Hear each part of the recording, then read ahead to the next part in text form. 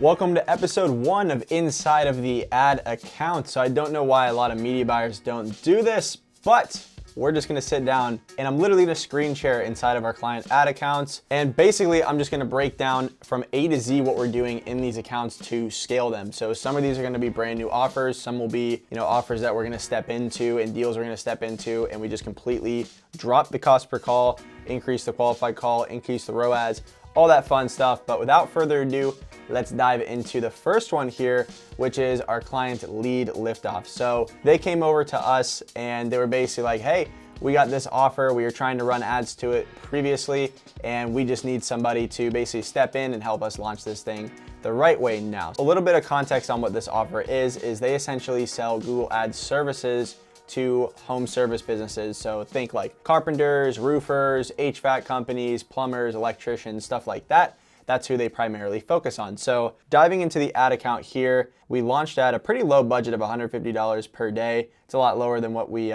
usually launch at. These guys were on our done with you offer, so we set everything up for them, run the ads for 30 days and hand it off to them. But essentially right now we're getting a $69 cost per MQL. So on the application, we actually segment out people who are qualified and unqualified based upon revenue ranges of that business. So what you're seeing here is qualified. We are reporting qualified leads and qualified book calls back into the ad account. That's the only thing that we want to season the pixel with and feed back into the ad account. We don't want to feed mixed data into it. We want to feed clean data into the ad account at all times. So what we did here was we sat down initially and we were like, okay, cool. How do we position this offer to be cold traffic friendly? He was like, hey, I get these ad accounts set up in literally 7 days. Awesome. That's something that we're going to highlight right there. Speed to execution. That's huge. Okay, so it's the first thing that we kept in the back of our mind.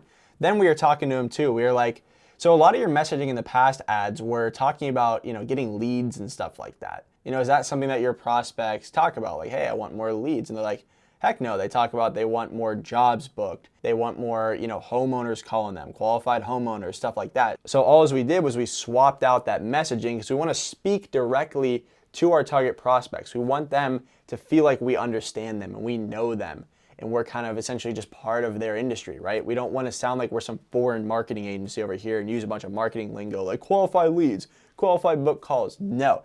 If they say jobs, use jobs, okay? If they say homeowners, use homeowners. If they say homeowners dialing them, use the words homeowners dialing them, okay? We want to speak like our prospects, especially if you're in an industry and you're selling to an industry that you are not, right? If you're a marketing agency selling to home service companies, you should use their lingo. And how do you find out what that lingo is?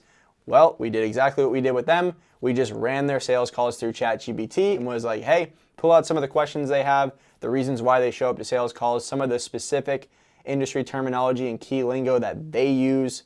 We took all of that and reverse engineered those into our ad scripts, the VSL, the landing page copy, all that stuff. So going into the account setup and what we did was right now we launched them earlier this month, spending about $150 a day, $69 cost per qualified call, only $2K spent right now. He's getting a 90% show up rate. And guess what we did on this one, okay? They're home contractors, home service-based business owners. Do you think they want to show up to a Zoom call? Probably not. They hop on the phone. So all we did was we took the Zoom option away from them and we were like, hey, we're gonna call you at the number that you provide us. So the sales calls are done through phone now, and now the pickup rate is through the roof, the show rate's through the roof, because look, he only had availability open till about 6, 7 o'clock at night, and these guys are working during the day and stuff. So now they're like booking on their lunch break or some break they have in the afternoon and stuff like that. So, they're managing their crews, they're booking jobs and all this stuff. So they're handling insurance and all that fun jazz. So we had to kind of meet them where they're at and give them something that was more convenient. And now he's actually having these conversations with these roofers, with these HVAC companies, plumbers, all this stuff more frequently and getting a higher show up rate because he switched that mechanism. So if you're selling to like blue collar workers or home service, stuff like that, think about trying a phone call first, especially if you have a 2-step sales process. Try phone call, then you can do Zoom if you'd like. But try to make that first connection through phone call. So the campaign setup and structure that we did was 1 campaign, 2 ad sets in here. We split tested broad and an interstack. As you can see, broad is winning right now and it's biasing towards that. Split tested against these two. So broad, biased, and overall we're getting a $99 CPM. Not bad, right? Pretty solid. pretty standard, pretty average. I'm cool with it, especially because, you know, it's a pretty tight niche. But let's look at our outbound click-through rates. Over 2%, I like that. So I like to have a click-through rate above 2%.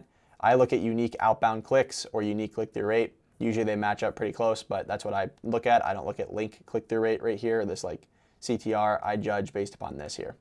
So going into our ad sets here, we ran dynamic creative, and if we go into the edit section, you can see we just ran 6. So anytime on a lower spend especially, we are not maxing out the dynamic creative set. We put anywhere from 4 to 6 videos, especially if we're below $300 a day in spend, because here's the thing, we don't want to overwhelm the algorithm with too many variables. So we load it up with 4 to 6 initially, and we let them spend and test through.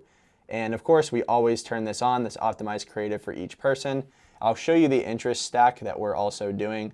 It's pretty simple, but we pretty much just layered on all of the, you know, home service interests and behavioral traits and all these different like occupations people could have inside of the niches that they are targeting. So roofing contractor, carpet cleaning, home construction, electrician, plumbing, all that. But again, broad, beat it. Some accounts we see broad lose, other accounts we see interest stacks lose. It really just comes down to what's getting the most conversions. That's why we run the CBO, and we basically test the same creative. So both of these dynamic creative sets have the same videos in there, and we're just testing the audience that it's resonating with. And we're just scaling that campaign until the wheels fall off. Once the wheels fall off that thing, guess what we're doing there? We're going into the dynamic creative breakdown, and we're going to let it load because there's still a glitch inside of here. If the off chance Zuckerberg or Meta or somebody from Meta is watching this, please fix the dynamic creative glitch. I would love you for that. But so basically, if you're running a dynamic creative set, you can go under breakdown, image, video, and slideshow. Again, you're gonna have to deal with that glitch. But right here, we can see we're getting some pretty even distribution across a couple of different ads here. So pretty much what we're gonna do next is we're gonna go in and we're gonna watch these ads whenever this campaign fatigues, right? We're gonna scale this campaign to death. And before it starts to plateau and fatigue, I'm gonna go back to the client and say, hey man, can you go and refilm these 3 right here? They looked like they were the winners. Can you just kind of refilm them in, different environment, different shirt? Maybe we change up the hook a little bit here, change up the body a little bit. Just want to give it a creative refresh. We'll also sometimes pass it back to our editors and basically be like, hey, can you re-edit these in some capacity? Just so we can, have a creative refresh out there and toss proven creatives and proven messaging back at Meta, but in a new style that is re-edited and it looks like a fresh ad. You don't just want to keep launching the same thing over and over again with minor changes. We like to do creative refreshes and bigger switches. So also what we had him do here was he was like, hey, should I film these inside of my, home studio and stuff, where it kind of looked like this, right? It looked like, a marketer and an info product type background. And I was like, look, what else do you have at your disposal? He has a nice truck. It's a dope truck in the background right there. So we had him go outside, park at a Home Depot, and basically film selfie style in front of his truck, because guess what? A lot of people in his target market and his prospects are going to resonate with that truck and him being in a Home Depot parking lot. So that right there is playing the character, fitting the part, and having the environment of the ad really fit in with who he's trying to target. So environment and playing the character is huge. This is a big reason why these ads are ripping, in my opinion, because again, he looks the part. He's not playing some like info marketer. He's playing a guy that's in a polo shirt, standing behind, I don't know what kind of truck that is, or standing in front of like an F-150 or something like that. This is an image or a frame right here that's gonna resonate and stop the scroll of people who are home service contractors and home service business owners. Then if we go over here to the funnel, what we did with the funnel here was very simple. We want it to be very clean, simple, nice, easy to read. It looks great on mobile as well. I use this mobile simulator plugin here. And as you can see, everything looks nice and clean and optimized on mobile.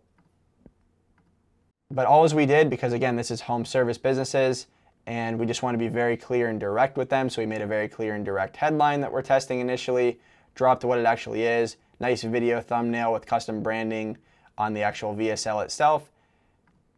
Simple pop-up into Typeform, multi-question application. I think we have 3 questions on this one. Then we have the Calendly at the end of the application. Love that integration. I love having Typeform and Calendly married together. It drops the cost per call so much.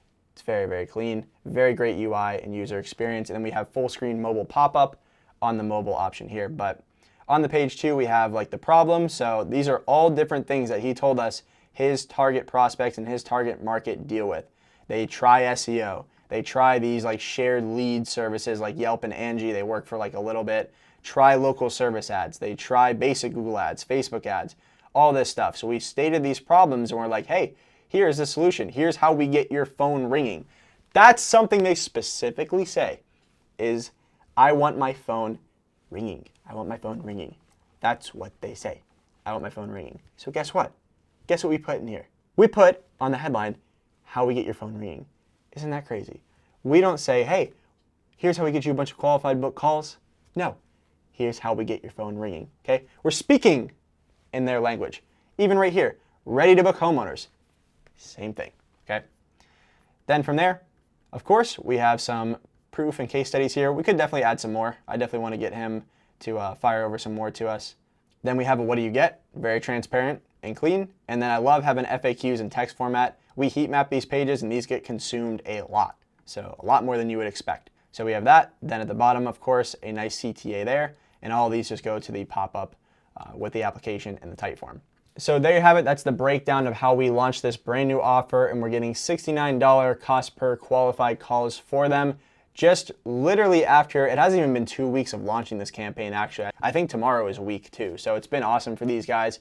Very excited to keep scaling with them and see them succeed and crush it. And if you want us to run your ads for you, there's a link down in the description below that you can click there. Tell me a little bit more about your business on an application. There's also a video there that tells you about our entire offer and more. Then you can schedule a call with me one-on-one and we'll see if this is a fit for you and we can help you scale. We have 2 types of offers, our done for you and our done with you offer. Whichever one you want to choose, we can help you get results. And if you don't, if you just want to keep chilling on YouTube and getting some free sauce, I drop videos multiple times a week showing you how to scale your ads and funnels. So I look forward to talking to you on the next one. Peace.